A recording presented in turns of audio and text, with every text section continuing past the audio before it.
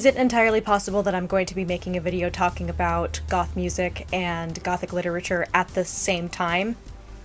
Yes, it is. Since it's still October and everyone is in the Halloween spirit and certain channels on TV are playing some classic films inspired by the stories of Edgar Allan Poe, I thought it would be an opportune time to discuss one of my favorite compilations of goth music, and that would be Songs of Terror, a gothic tribute to Edgar Allan Poe.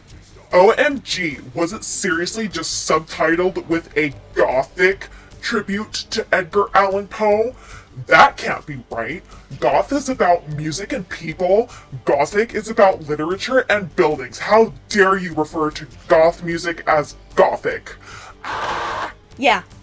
Get your head out of your ass and stop getting triggered if goth and gothic are used interchangeably. Also, I'm not going to sit here and tell you that goth music exists because of gothic literature, as someone once famously twisted my words to make that implication. But I will definitely draw connections between the two, and this is exactly what this album does. And it's amazing. Because as much as some out there may try to deny it, there are cultural and aesthetic influences that goth music has taken from gothic literature. If you want me to delve deeper into that topic, let me know.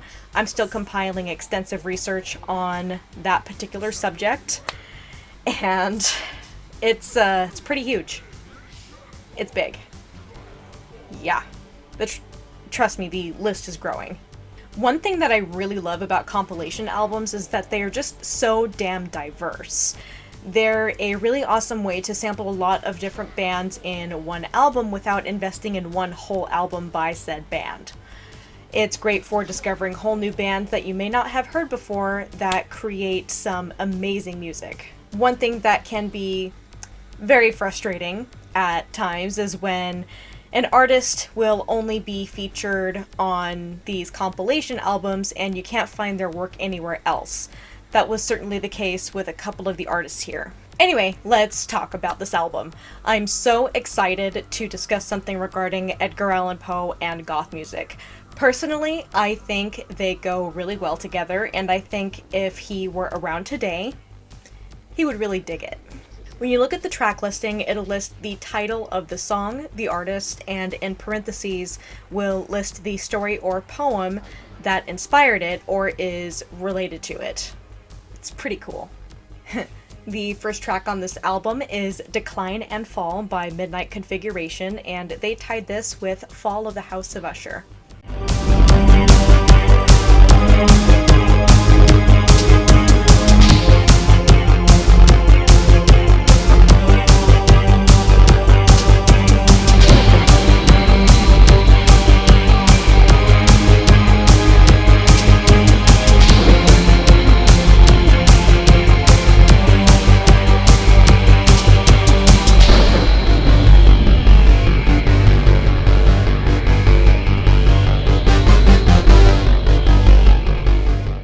My favorite part about this song is that they actually included audio of a few lines from the 1960 film The Fall of the House of Usher starring Vincent Price.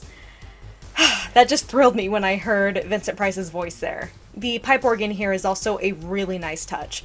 This song is very industrial and sinister and very dancey. It's a really nice treat. The next track is Undulate by Community FK, which they tied to The Devil in the Belfry.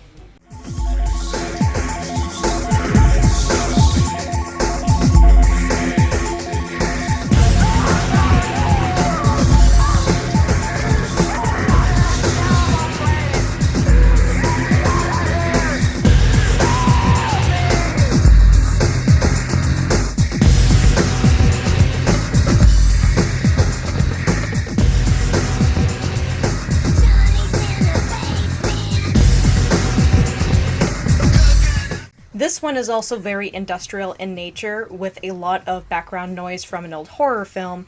I really love the element of low chanting choirs added here.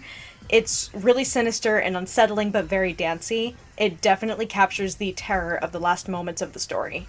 Next is Nevermore by Desmodonte, which is obviously inspired by The Raven.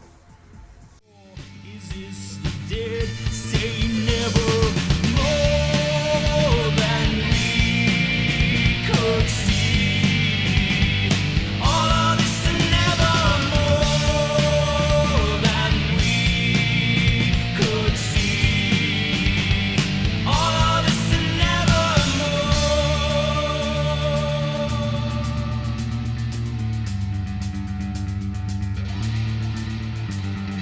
to see your side by candlelight.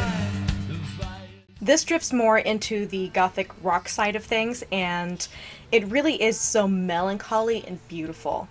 I've actually tried looking for other things by Desmodonte because I liked this one so much, but unfortunately, I couldn't really find anything. Sad. This was very lyrical and melodic, which is in stark contrast to the first two tracks. And I love that this makes direct references to the original material of The Raven by Poe. The lead singer's voice is really quite lovely and is vaguely reminiscent of Robert Smith, but isn't quite so whiny and has a bit more richness. This is a wonderful gothic rock tribute to the poem that made Poe famous. The fourth track is Come the Night by Wreckage, which is inspired by my favorite story by Edgar Allan Poe, which is Ligeia. But come the night, and Ligeia comes to me, and those lips will take me to my passion's hell. Near the line, yet I take her to my heart, and I drink so deeply from her poison well. Wanna live, but I need that kiss of death to purify my guilt and to be free. This one was really interesting, obviously because it's inspired by my favorite story by Edgar Allan Poe. It's definitely within the genre of gothic rock once again, but this is incredibly catchy. There's even a rap in the middle of the song. This is what real goth rap is, people. Again, I really love that they make direct references to the story told from the narrator's point of view. I just love this song, and it's definitely one of my top favorites on this album. Next is Closer to My Death by Immortalis Amor, which is tied with The Pit and the Pendulum. I am growing closer to my death. I see the end of life on this helter-skelter, closer to the sun. I feel the warmth of you, but my wings are melting. Closer to my heart, the truth I know cuts as deep as the blade descending. Closer to my death, I'll be with you once again, and other words of love. I would say this one is very darkwave, but it's super awesome.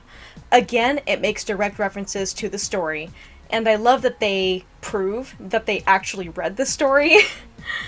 Of all of the film adaptations where they have portrayed the pit and the pendulum, they have the blade going through the stomach or hip area, basically cutting the victim in half, but they make direct references to the blade descending toward the heart, which is what happened in the story. This is super dancey and yet very melancholy. I really, really like it. I've loved everything I've heard from Immortalis Amor, but I've only found 1, 2, maybe 3 songs by them. That makes me really sad. 6 is Memento Mori by Stone 588, which is inspired by Mask of the Red Death.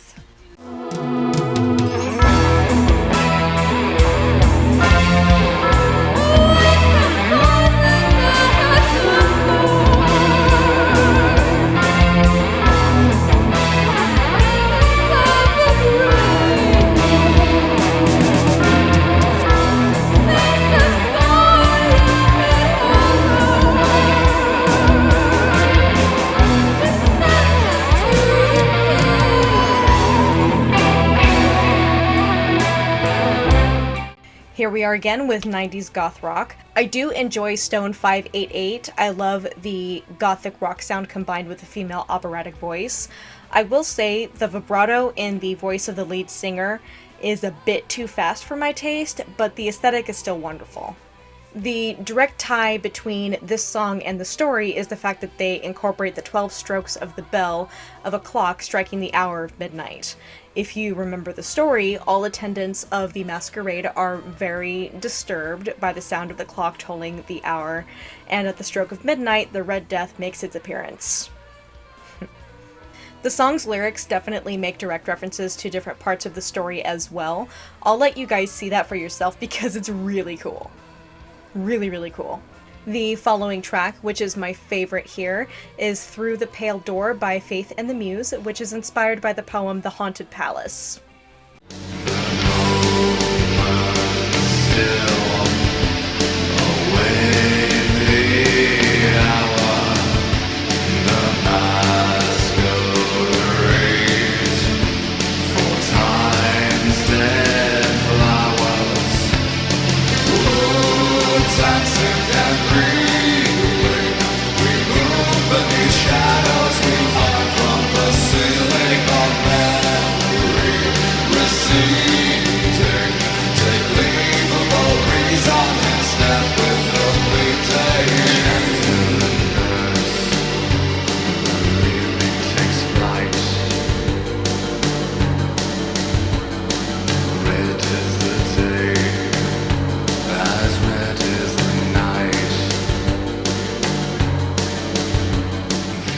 This song never fails to hit me right in the heart and give me goosebumps. Oh my god.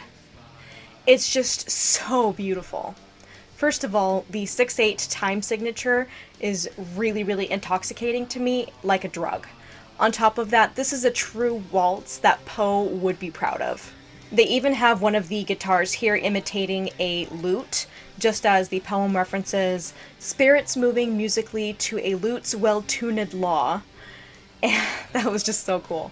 And then the words of the song, red is the day as red as the night, references the red stained glass windows from the haunted palace. The entire song makes references to parts of the poem, and hell, obviously, the title of the song is directly from the last few lines of the original text. The next one is Virginia's Lament by Trance to the Sun, which is a tribute to Edgar Allan Poe's beloved wife.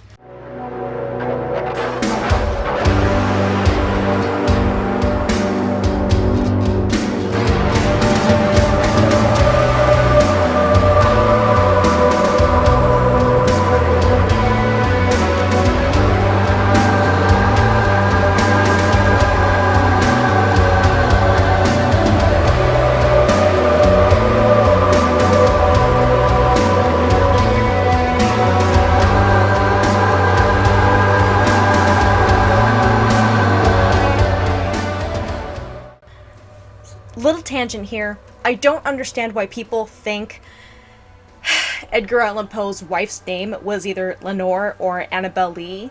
That's not the case. If you actually read his biography, his wife's name was Virginia. Okay? Yes, he did have a tendency to change the names of women that he very much loved when he was writing poems about them to sound a little more musical and lyrical when he was writing the poems. So, yeah. This is so just hauntingly beautiful.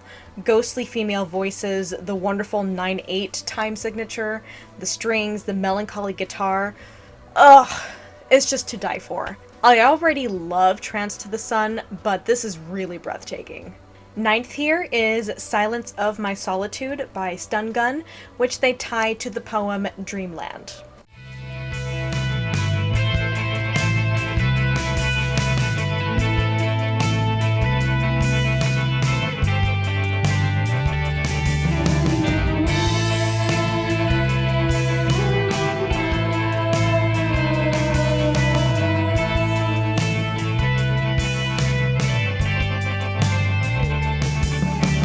Silence of my solitude, I hear the things the dead might speak of, murmurs and nesters more like quiet needs for humans. The instrumentation and the distortion here makes this piece really dreamlike and atmospheric, which is fantastic because it really suits the original poem, though it still retains the wonderful rocky quality of 90s Gothic rock with the rhythm and the guitar.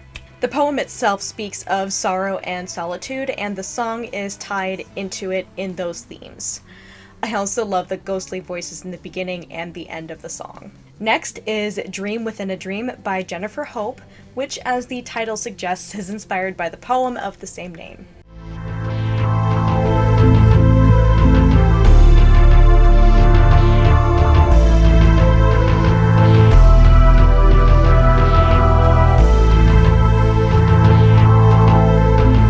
Since you turned away and walked out of my life, I've been stripped of happiness and joy. You tore my smile, you severed my heart, leaving me standing here. This one is very ethereal.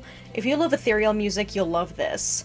The only other song I've heard, because it's the only other one I've been able to find, by Jennifer Hope, is The Sky is Blushing from the Unquiet Grave, the Ultimate Goth Collection, but I really liked that song. This is definitely otherworldly, and Jennifer's voice is so soothing and soulful, and the lyrics do a really good job of paying tribute to the original material.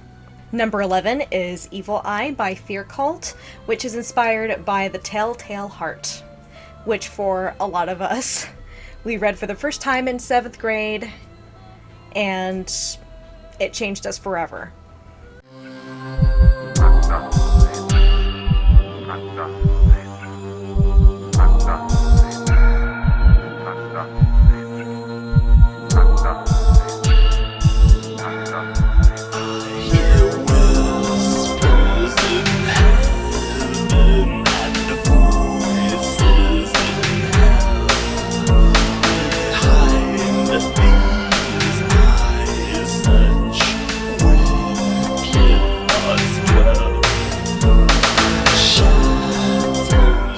Fear Cult is awesome, and I was pleasantly surprised when I saw them on this album.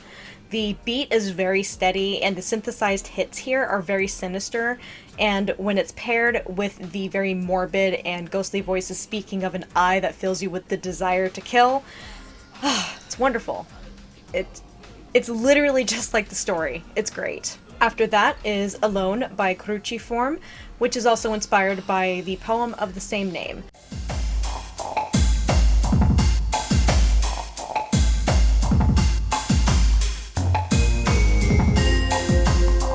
And all I have loved, I have loved alone.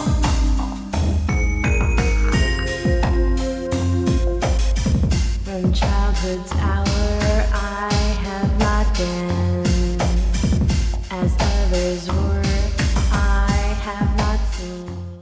My favorite thing about this track is that they use the exact text from the poem in the words of the song, and it's actually one of my favorite poems by Edgar Allan Poe. This piece is very minimalistic, but ethereal at the same time. Cruciform is one of those bands that I've had trouble finding more work of, yet again. I love the distorted harpsichord, the strange industrial sounding beats combined with the oddly pleasant monotone voice of the lead singer. It rounds out with a very slight synthesized string sound, but it really suits the feeling of the poem. Next is Legs and Tarpaulin by Cinema Strange, which is inspired by King Pest.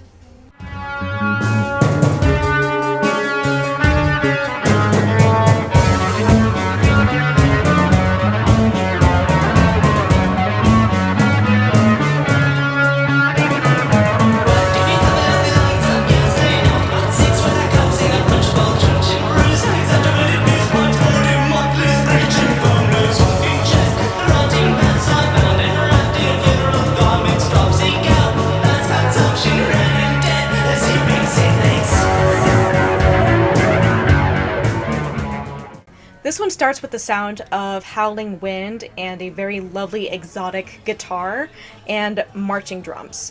It's really cool. This one sounds very carnival-like, yet very sinister. It's really quite intoxicating. It's really fucking cool. Really cool. The album concludes with The Assignation, inspired by the story of the same name.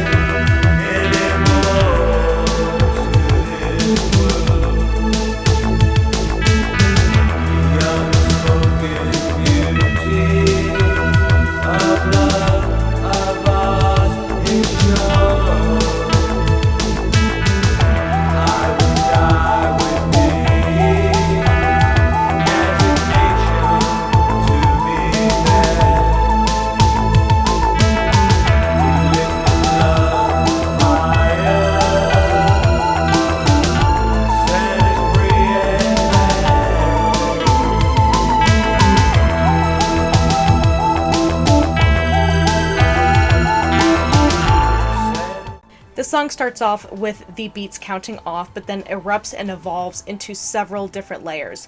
Ex Voto is one of my favorite bands, and this track is just wonderful. The electronic melody here, stacked upon the guitar and the synthesizers, is really spellbinding. It definitely captures the concept of the strange occurrences in the story of the same name. A final meeting of lovers and letting go of their previous lives. Seriously, man, go check it out. So all in all, this album is really amazing. It is diverse, and it's paying tribute to one of my favorite writers of all time, Edgar Allan Poe. So it is my sincere hope that those who really like goth music but haven't really delved that much into the literature, that much, will have their interest piqued and their curiosity piqued enough to go seek out the original material that inspired everything on this compilation. And I'm really hoping that those who really love Edgar Allan Poe but haven't really given goth music much of a chance to check this out, see what you like. There's a variety of different sounds here that everyone will love. Trust me, if you don't find at least one song on this album that you don't love, why? Why? So guys, that is it. Thank you so much for watching. I really appreciate it. So thank you very much for putting up with my rambling and carrying on about this amazing album. Seriously, you will not be sorry if you go check it out. If you go down into the description below, you will find a link to the album Songs of Terror, a Gothic tribute to Edgar Allan Poe, you know, on iTunes, Google, Amazon, wherever the hell it is you listen to music. You'll find it. So guys, thank you so much for watching. I really, really, really appreciate it. All of my social media is linked in the description below. And go ahead and subscribe to me if you haven't already, and make sure that you have the bell selected for notifications, because what's the deal with that? Honestly, what is that? What is that? Whatever. Anyway, thank you so much for watching. I love you guys, and I'll see you guys later. Bye.